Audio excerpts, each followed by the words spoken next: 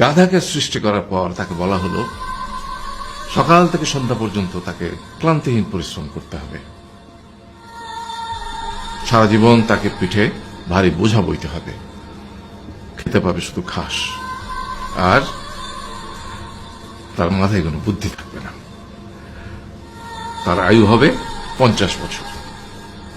গাধা করজোড়ে সৃষ্টিকর্তাকে বলল, আমি এত বছর বাঁচতে চাই না, আমাকে 20 বছর আয়ু দেওয়া হোক।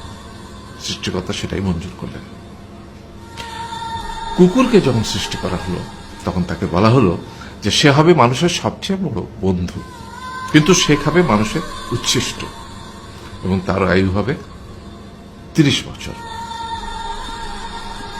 কুকুর সৃষ্টিকর্তাকে বলল, আমি এত বছর বাঁচতে চাই না, আমাকে 15 বছর আয়ু দেওয়া হোক। সেটাই মঞ্জুর করা হলো।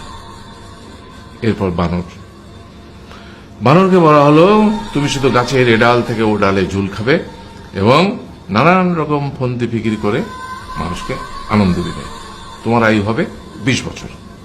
মানুষ বলল, আমি 20 বছর বাঁচতে চাই না, আমাকে 10 বছর দেওয়া হোক।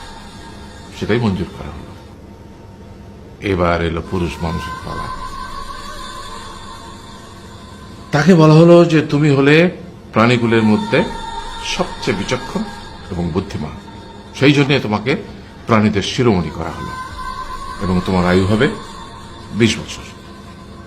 তখন পুরুষ মানুষ বলল, করজোড়ে বলল সৃষ্টিকর্তাকে যে 20 বছর আয়ু অত্যন্ত কম, হে প্রভু, আমাকে ওই গাধার সে যে 30 বছর আয়ু চায়নি সেটা আমাকে দেয়া হোক, ওই যে কুকুর 15 বছর ফিরিয়ে দিয়েছিল সেটাও আমাকে দেয়া হোক, আর যে বানর 10 বছর নেয়নি সেটা আমাকে দেয়া হোক। 20 বছর অত্যন্ত কম, আমি দীর্ঘদিন বাঁচতে চাই। সৃষ্টিকর্তা সেটাও মঞ্জুর করলেন। তারপর কি হলো? সেই থেকে ছেলেরা পুরুষ মানুষ হিসেবে বাঁচে 20 বছর, তারপরের 30 বছর সংসারের বোঝা পিঠে করে বয়ে বেড়ায়, সেটা কার মতো? গাধার মতো। তারপরের 15 বছর সে তার ছেলে মেয়েরা যা দেয় সেই রকম ঠিক কুকুরের মতো উচ্ছিষ্ট খেয়ে বাঁচে। আর তারপরে বৃদ্ধ বয়সে ঠিক বানরের মতো, যেমন গাছের এডাল থেকে ওডাল ঝুল খায় বানর, তেমনি এই ছেলের বাড়ি থেকে ওই ছেলের বাড়ি, আর নানান রকম ফন্দি ফিকির করে তার নাতি নাতনিদের আনন্দ দেওয়ার চেষ্টা করে।